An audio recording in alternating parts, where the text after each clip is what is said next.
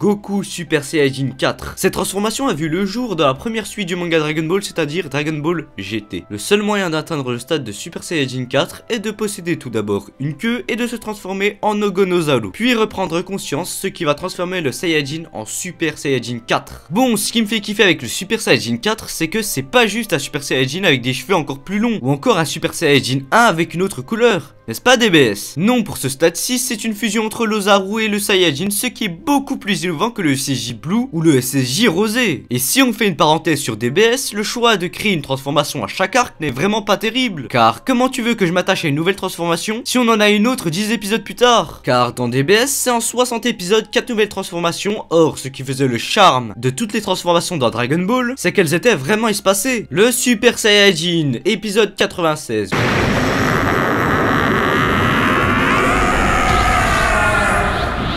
Le Super Saiyajin 2, épisode 184.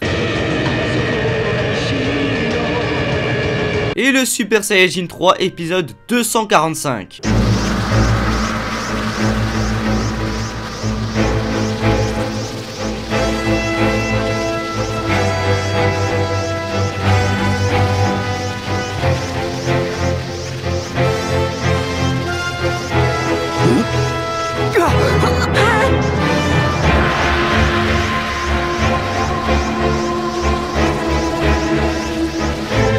Or, dans DBS, le Super Saiyajin God, épisode 9.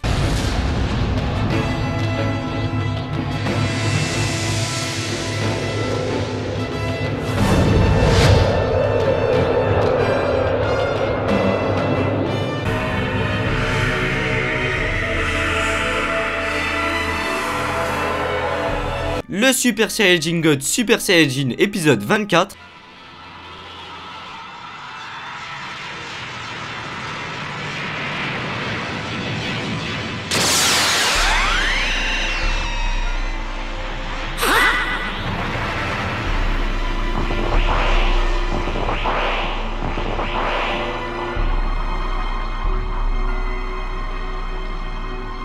Le Super Saiyajin Rosé, épisode 56.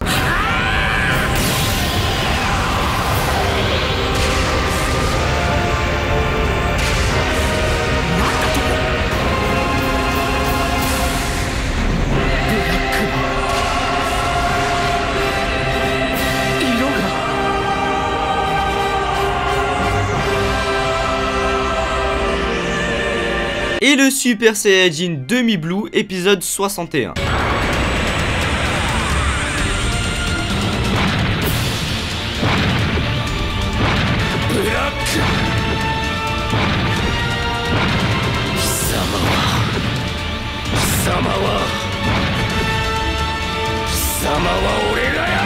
Mais bon, refermons cette parenthèse sur DBS et revenons au cas du Super Saiyajin 4. Donc dans les points qui me font kiffer le Super Saiyajin 4, il y a tout d'abord le contexte scénaristique, car l'arc dans lequel est apparu le Super Saiyajin 4 est l'arc Baby, qui est l'arc qui scénaristiquement est le plus poussé de toute la franchise qu'est Dragon Ball. Pourquoi, me diras-tu? Ben j'en parlerai bientôt sur la chaîne, donc attends un peu. Mais sinon il reste une raison pour laquelle j'adore cette transformation, et c'est tout simplement car cette transformation a un meilleur contraste sur Goku, qui est, je le rappelle, redevenu enfant. Car quand il est sous sa forme normale, il fait plus rire qu'autre chose. Or, quand il se transforme en Super Saiyajin 4, il devient vraiment sérieux, et ça je kiffe.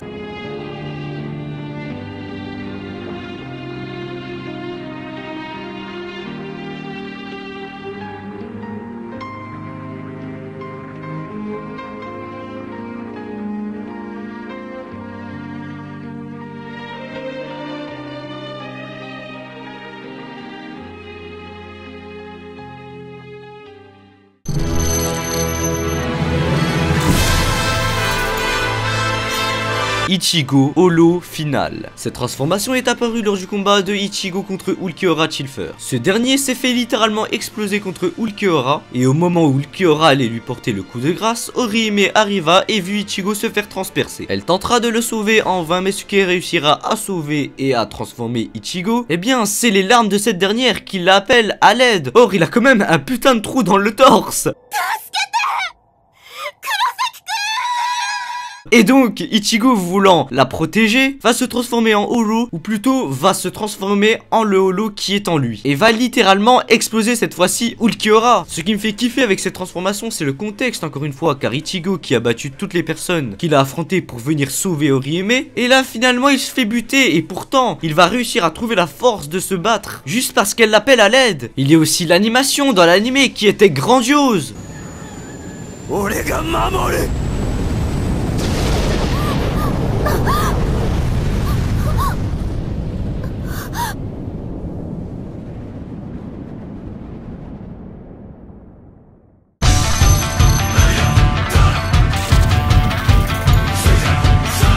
Rock Lee avec sa technique Hachimon qui signifie les 8 portes. Bon, cette transformation nous a été montrée pour la première fois lors du combat qui oppose Rock Lee contre Gaara. Mais remettons son combat dans son contexte scénaristique. Lors de l'examen des Chunin, Gaara en termes de puissance était au-dessus de tout le monde. Il avait déjà tué plusieurs personnes et tout le monde le craignait. Et donc quand on a vu que Rock Lee avait été tiré au sort pour affronter Gaara, nous pensions tous qu'il allait se faire exploser et c'est ce qu'il commençait à se passer. Mais Lee dévoila sa transformation, le Hachimon, et ouvra 5 portes sur 8. Et là ce fut l'exact opposé de ce qui pouvait être prédit avant le début du combat, car Rock Lee va littéralement exploser Gaara. Rock Lee qui n'a pas la chance de pouvoir utiliser le ninjutsu et le genjutsu, et qui a donc dû se spécialiser dans le taijutsu. Il a donc suivi un dur entraînement uniquement physique afin d'être le meilleur dans ce domaine, et d'ailleurs le fait qu'il maîtrise le Hachimon fait qu'il peut exploser n'importe qui quand il veut, car il ne faut pas oublier quelque chose avec cette transformation, c'est qu'elle peut, quand la 8ème porte est ouverte, c'est-à-dire celle de la mort, tuer même un Jinchuriki de Jubi, car lorsque Guy a ouvert la 8ème porte contre Madara Rikudo, il lui a atomisé la moitié de son corps, et sans la faculté de se régénérer que Madara avait volé à Hashirama, il serait mort, ce qui fait que cette transformation est la plus forte de tout le manga Naruto.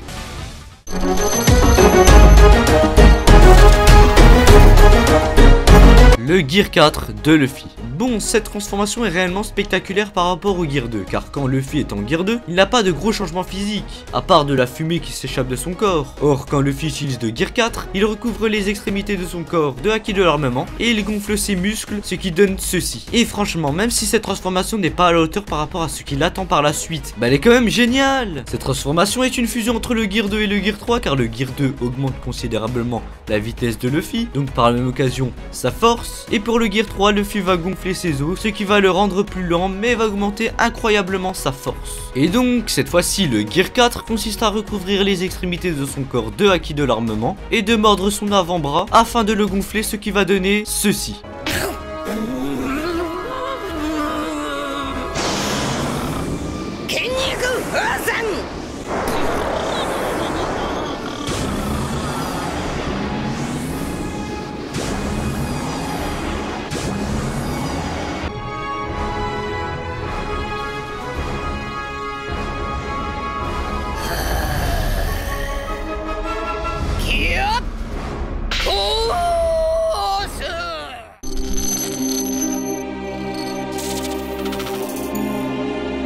La God Claws de Seiya. Bon, cette transformation est la transformation de l'armure de Pégase de Seiya. Après la bataille contre Poséidon, Seiya, Shiryu, Yoga et Shun ont tous leur armure endommagée. À noter que je ne cite pas Ikki, car son armure du phénix peut se réparer lorsque Ikki se concentre avec son cosmos. Ah, Ikki, お前にまだ戦う意志があるならば、己の全コスモを燃やし、再び不死鳥の翼を身にまとうのだ。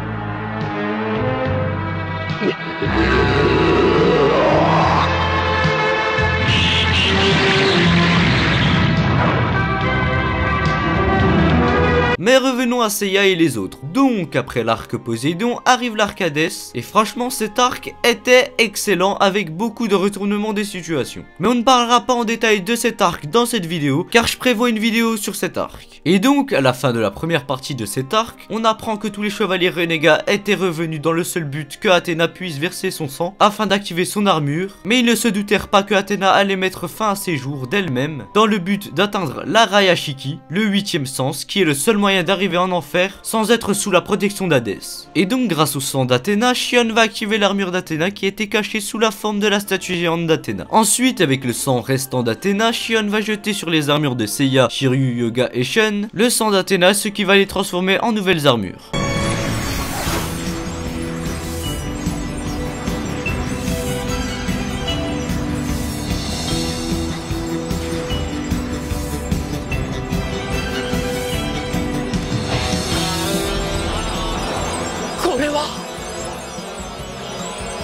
修復できないと思っていた。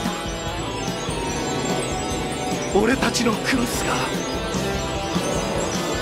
Mais si ce n'était que ça, je n'aurais sans doute pas mis cette transformation dans ce top. Donc vous vous doutez bien qu'il y a un autre facteur qui a fait que je l'ai mis dans ce top. Eh bien, ce que je viens de vous raconter, c'était son background. Enfin bref, enchaînons et sautons une partie entière de l'arc, c'est-à-dire la partie Inferno, afin de nous retrouver à la partie Elysion. Bon, la partie Elysion est la dernière partie de l'arc Hades, et clairement on est monté au niveau supérieur. Car cette fois-ci, ils ne vont pas affronter des spectres, mais des dieux. Et clairement, ils vont se faire exploser. Déjà, contre Thanatos, leurs armures vont voler en éclats.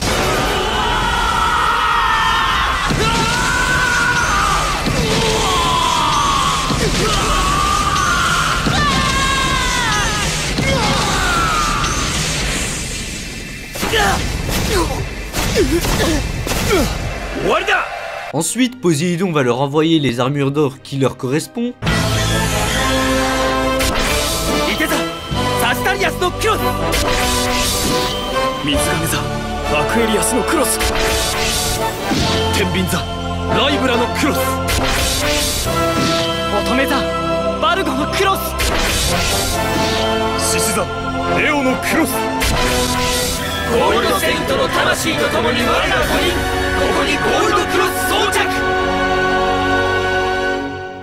Mais ce ne fut pas suffisant et Thanatos va aussi réussir à les détruire.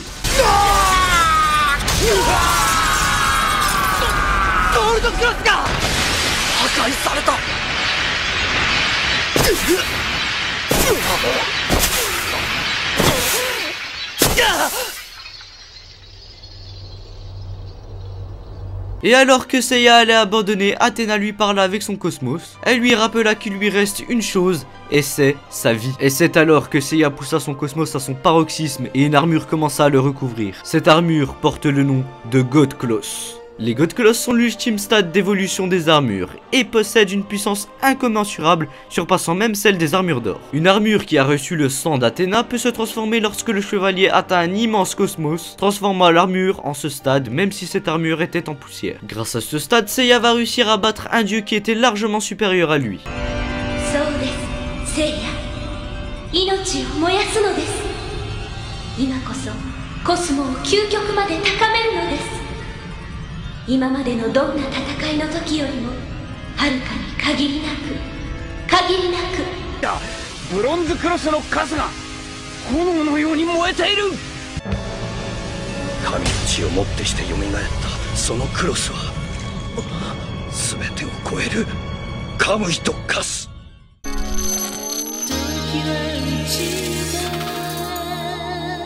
Gohan Super Saiyajin 2. Sangohan, fils du grand Sangoku, dernier espoir de la Terre contre la menace qu'était Cell. Bon, pourquoi cette transformation est la plus épique? Pour commencer, Goku qui abandonne et dit que Gohan est celui qui va réussir à battre Cell. Ensuite, le combat entre Gohan et Cell, car ce dernier va dominer Gohan. Et vu que Goku a dit qu'un grand pouvoir sommeillait en lui, Cell va créer ses Cell Junior qui vont aller attaquer Goku et les autres afin d'énerver Gohan. Et un autre facteur qui va faire en sorte que Gohan se transforme en Super Saiyajin 2, c'est la mort de C16, car ce dernier va dire à Gohan que combattre pour la justice n'est pas un crime.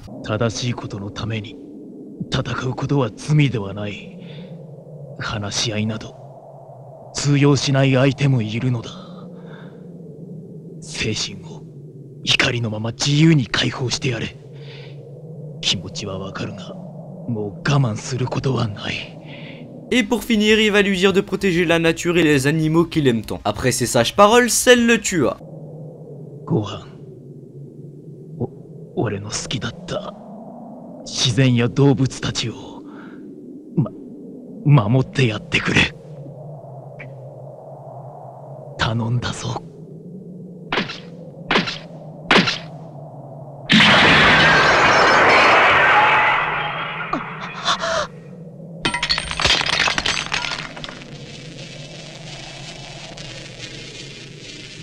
Et c'est à ce moment-là que la colère de Gohan se fit ressentir et il se transforma en Super Saiyajin 2.